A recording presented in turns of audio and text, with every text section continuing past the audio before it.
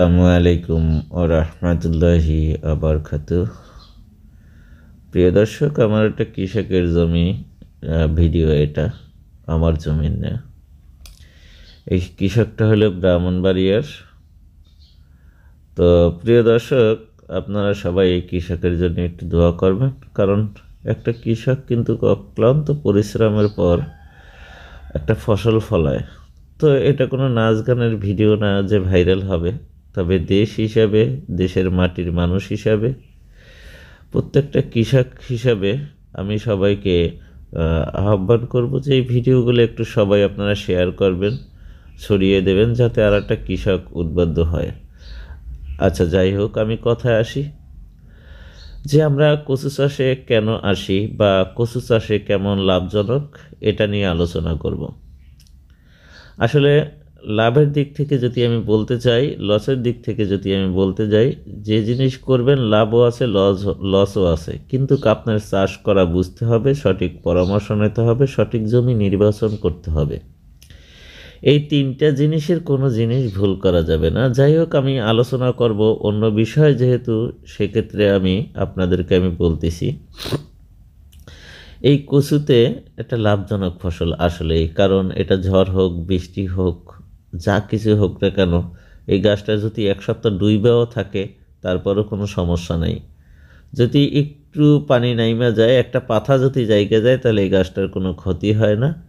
এবং পানিতে যদি এক সপ্তাহ বেশি পানি থাকে, পাতার কাছাকাছি বা 1.5 হাত 2 হাত পানি থাকে, সমস্যা হয় না। যেহেতু পানিটা নাইমে গেলে ছত্রাকনাশক ব্যবহার করলে গাছগুলো আবার ঠিক হয়ে যায়। এই কারণে আমরা এই কচু চাষের সাথে জড়িত এবং এই কচু চাষটা করি। এখন বিষয় হলো যে দেখেন, তাহলে কি আমরা ধান চাষ করব না? করব ভাই, কিন্তু আসলে কি একটা জিনিস আপনারা মনে রাখবেন, যে এই কচু চাষটা এমনই একটা লাভজনক ফসল, যদি আপনি করতে পারেন তাহলে আপনি সফল, আর যদি করতে না পারেন, দূর জমিতে ঘাস হয়, ঘাস বাছা লাগে, এই করা লাগে, সেই করা লাগে, তাহলে আপনি এই চাষে আসবেন না।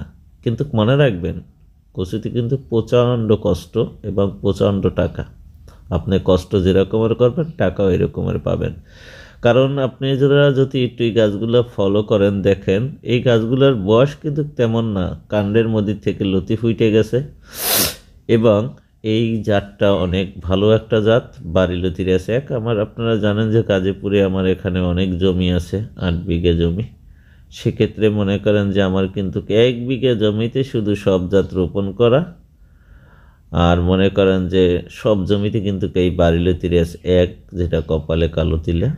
কিন্তু এখানে জাত কোনটা কেমন আমি বলি। লতার জন্য বিখ্যাত হইলে বাড়িলতিরাস এক, যেটা আপনারা এই ভিডিওর ভিতরে দেখতেছেন। এটা শীতের দিন, তারপর আপনারা গাছে ফলো করেন। শীতের দিনে কোনো জাতের প্রোডাকশন দেয় না, কিন্তু দেখেন বাড়িলতিরাজে কিন্তু প্রোডাকশন, ওই কাণ্ডের মধ্যে থেকে লতা হার দেখা যায়, এবং এই কৃষক মোটামুটি হারভেস্টও করছে, আমাকে যেটা জানালো।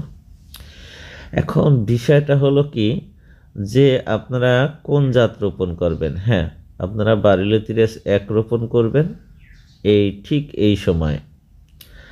আর যখন আপনারা দেখবেন যে ভাদ্র মাস, বৈশাখ জ্যৈষ্ঠ মাস যখন আসবে, তখন অবশ্যই আপনারা যশোরের লতিরাজ বা বাড়ি লতিরাজ, বোম্বাই লতিরাজ, যে কোনো একটা জাত আপনারা রোপণ করতে পারেন, তাহলে আপনারা সফল হইতে পারবেন। তো প্রিয় দর্শক, আমি সবাইকে অনুরোধ করে বলবো, কারণ এখন আপনাদের জাত যদি ঠিকঠাক মতন নির্বাচন না করেন, তাহলে কিন্তু আপনারা ক্ষতিগ্রস্ত হয়ে যাবেন। কারণ এখানে ডিপেন্ডই করে জাতের উপরে।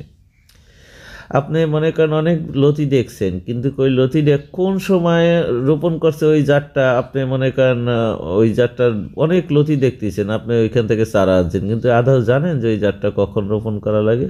আপনারা জানেন না।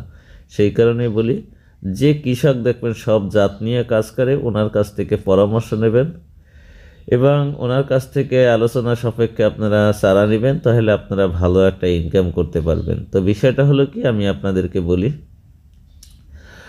যে অরিজিনাল কৃষক, যে কৃষক দেখবেন জমিতে কাজ করে। তো ভিডিওটা আসলে আজকে বেশি বাড়াবো না, এই পর্যন্তই থাকুক। Subscribe channel my